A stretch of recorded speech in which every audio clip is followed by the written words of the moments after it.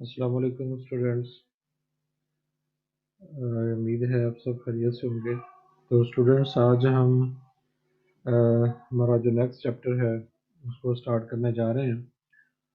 और पहले जो हम बात कर चुके हैं उसमें हमने ऐसे बॉडीज़ की बात की है जो कि एक स्ट्रेट लाइन के अंदर मूव कर रहे हैं, यानी जब उनके ऊपर फोर्स लगती है तो उस फोर्स के नतीजे में बॉडी एक स्ट्रेट लाइन के अंदर जो है वो मूव करता है।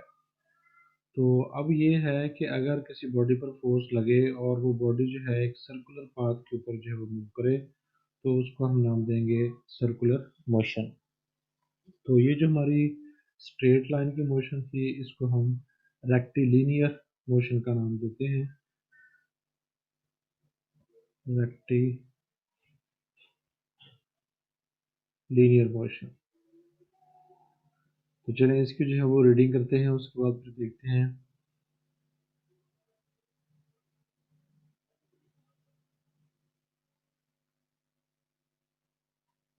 तो we have studied velocity, acceleration and the laws of motion. तो अभी तक हमने जो बात की है वो वेलोसिटी की, एक्सेलरेशन की और लॉज ऑफ मोशन, जिसमें हमने न्यूटन के 3 जो लॉज ऑफ मोशन थे उनको देखा था। Mostly as they are involve in rectilinear motion. तो इनका जो ताल्लुक था जो हमने पढ़े हैं उनका ताल्लुक रेक्टिलिनियर मोशन यानी स्ट्रेट लाइन मोशन के साथ था।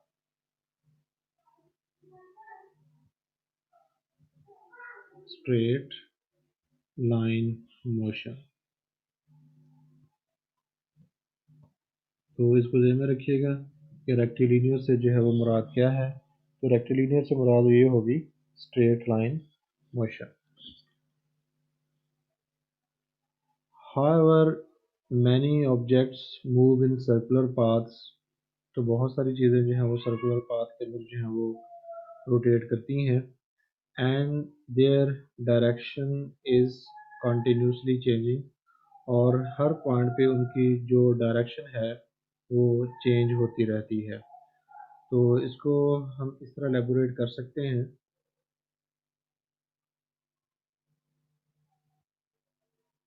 फर्ज कर लें कि ये हमारे पास एक सर्कुलर पाथ है जिसके ऊपर कोई बॉडी जो है वो रोटेट कर रहा है। फर्ज कर लें कि ये इसका सेंटर था और ये उसका स्ट्रिंग है जिसके साथ हमने इसको जो है वो हैंग किया हुआ है, बांधा हुआ है, और ये इस सर्कुलर पाथ के ऊपर जब रोटेट कर रहा है। तो जब फर्ज करें किसी वजह से ये अगर ब्रेकअप होती है तो जो हमारे बॉडी की मोशन होगी वो इस पॉइंट पे वो इस तरफ होगी, यानी एक्चुअल मोशन जो थी वो इस तरफ थी, लेकिन जो इसको इनवर्ड मोशन लग रही है, ये वाली जो मोशन इसको इनवर्ड फोर्स लग रही है वो इसको इसकी डायरेक्शन को चेंज करके इसको सर्कुलर पाथ में लेके आ रही है। तो एक्चुअल डायरेक्शन उसकी जो थी वो यहाँ पे थी। इसी तरह अगर बॉडी जो है वो लेट्स सपोज कि यहाँ पे है तो उसकी जो डायरेक्शन एक्चुअल होगी वो ये होगी, और वो हम ऑब्जर्व कर सकते हैं अगर ये स्ट्रिंग ब्रेकअप हो जाती है। लेकिन जो फोर्स है वो इसको सर्कुलर पाथ के ऊपर मार रखती है, तो हर पॉइंट के ऊपर उसकी जो डायरेक्शन होती है वो चेंज होती है। तो इसलिए लफ्ज़ लिखा गया है जब कोई बॉडी सर्कुलर पाथ पे मूव कर रहा होता है तो उसकी जो लीनियर वेलोसिटी होती है, या उसको हम आगे जाके पढ़ेंगे टेंजेंशियल वेलोसिटी, तो इनकी डायरेक्शन चूंकि कंटिन्यूसली चेंज हो रही है तो इसलिए इनकी जो वेलोसिटी है वो कांस्टेंट नहीं रहती। इसको हम अभी जो है वो देखते हैं। तो since in a circular path and their direction is continuously changing. अब क्लियर हो गया होगा आपको कि अगर बॉडी सर्कुलर पाथ पर मूव कर रहा है तो कौन सी डायरेक्शन जो है वो कंटिन्यूसली चेंज हो रही है। तो since velocity is a vector quantity, तो जो वेक्टर होता है उसकी दो चीज़ें होती हैं। एक होती है direction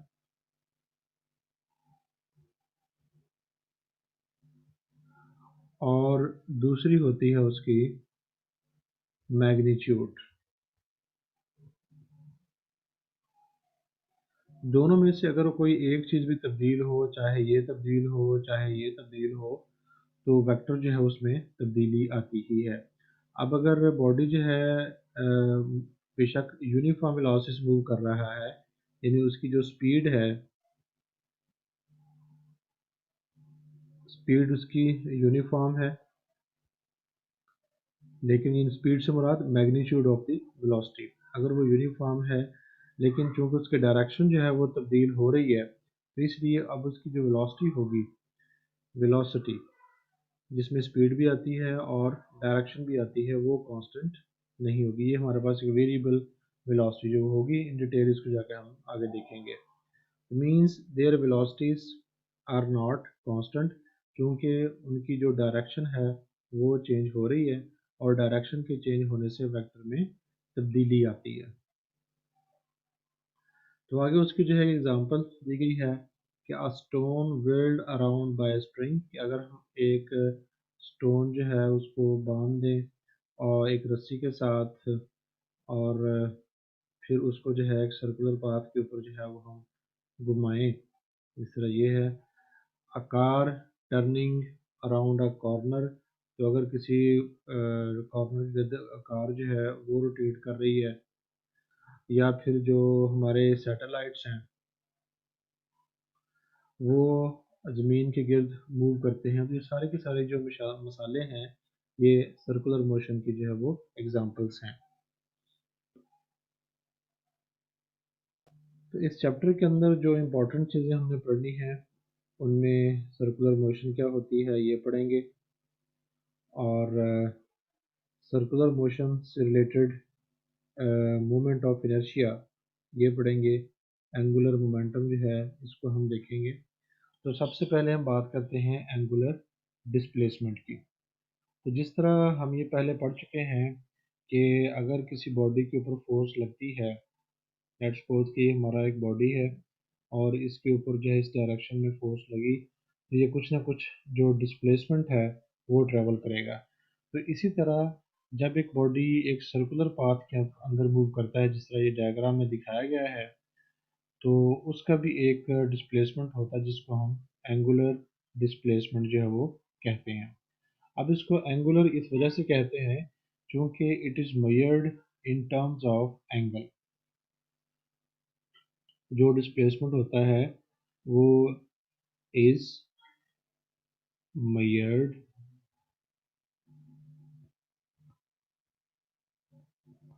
in terms of theta, यानी एंगुलर डिस्प्लेसमेंट। इस वजह से हम उसको नाम देते हैं एंगुलर डिस्प्लेसमेंट। तो जैसे कि इसमें कहा गया है कि हमारे पास एक बॉडी है, उस बॉडी की मोशन जो है वो हम लेते हैं। Consider a motion of a single particle p of mass m in a circular path of radius r। ये वाला जो डायग्राम है, इसमें ये हमारे पास जो है पार्टिकल है, ये पार्टिकल, और जिस सर्कल के अंदर ये मूव कर रहा है उसका रेडियस जो है वो r है, और इसकी जो डायरेक्शन ऑफ मोशन है वो जैसा कि डायग्राम में शो की गई है वो इस तरफ है। तो suppose the motion is taking place by attaching a particle at the end of massless rod। massless rod इसलिए दिया गया है ताकि उसका जो इनर्शिया है वो इसकी मोशन में रोल प्ले ना कर सके। तो एक आइडियल सिचुएशन है। whose other end is pivoted at the center O, यानी कि वो जो रॉड था उसका एक जो पॉइंट है उसको हम O के साथ लगाया हुआ है, पाइवट किया है, और दूसरे पॉइंट के साथ जो है वो पॉइंट पी लगाया है या पार्टिकल लगाया है। तो as the particle is moving on circular path the rod O P, यानी ये वाला जो रॉड होगा, तो ये डिस्टेंस जो है वो ट्रेवल करेगा। The rod O P rotates in the plane of the circle. तो कहने का मतलब ये है कि अगर फर्ज करें कि यहाँ पर उसकी पोजीशन जो है वो ये है, तो जैसे जैसे टाइम पास करेगा तो ये जो जिसको हमने ओ और पी से रिप्रेजेंट किया है लाइन को, आफ्टर सम टाइम ये लाइन जो है वो इधर आ सकती है ऐसे। तो उसका ये जो इनिशियल पोजीशन के साथ डिस्प्लेसमेंट होगा, इसको जो है एंगुलर डिस्प्लेसमेंट हम जो कहते हैं।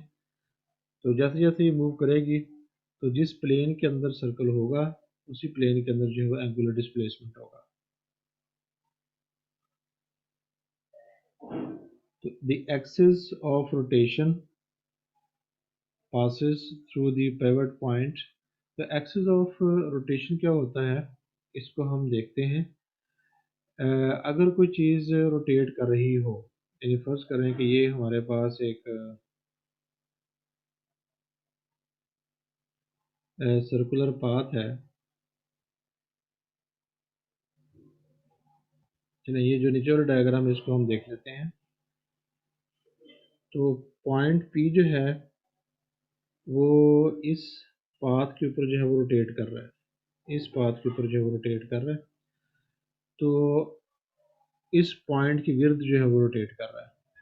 ये जो पॉइंट ओ है, इस पॉइंट की गिर्द जो है वो बॉडी जो है वो रोटेट कर रहा है। तो इस लाइन से सर्कल के परपेंडिकुलर जो लाइन पास होती है,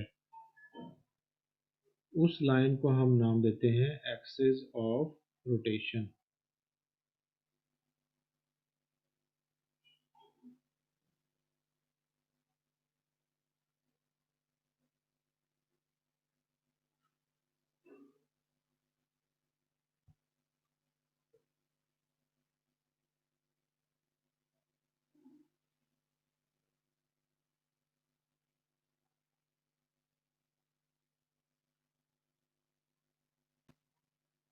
यानी अगर हम ये कहें कि अगर बॉडी जो है वो हमारा ये सर्कुलर पाथ के अंदर जो है वो रोटेट कर रहा है और इस पॉइंट की अगर इसकी रोटेशन है, तो और डायरेक्शन उसकी ये है, तो जो लाइन परपेंडिकुलर होगी, यानी ये वाली जो लाइन इसमें से पास करेगी, ये होगी एक्सिस ऑफ रोटेशन।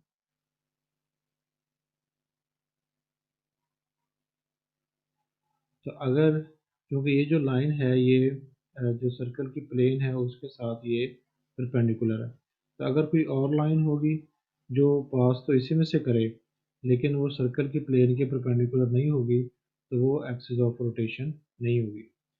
तो सर्कल के सेंटर से जो परपेंडिकुलर लाइन पास करती है उसको हम एक्सिस ऑफ रोटेशन कहते हैं। उसको दोबारा देख लें। अगर ये हमारा एक सर्कल है, बॉडी जो है सर्कल के अराउंड सर्कल के साथ साथ मूव कर रहा है, तो फिर जो ये लाइन है वो उसका एक्सिस ऑफ रोटेशन है, जबकि जो ये लाइन है या फिर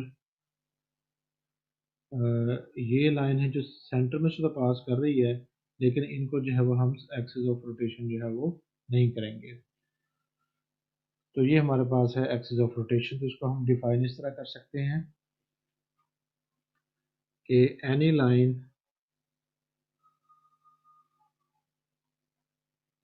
लेकिन लाइन की खासियत क्या होगी, perpendicular line, perpendicular line passing through the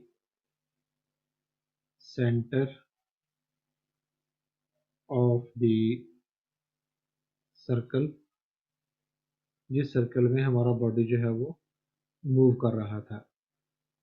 तो उसके सेंटर से जो परपेंडिकुलर लाइन पास करेगी इज नोन एज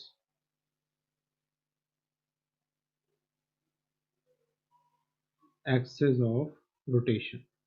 तो उसको हम नाम देंगे एक्सिस ऑफ रोटेशन।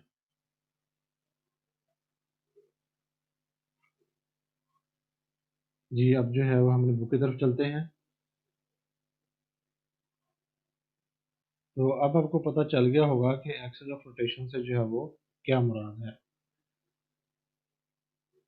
तो the axis of rotation passes through the pivot point O and is normal to the plane of the rotation.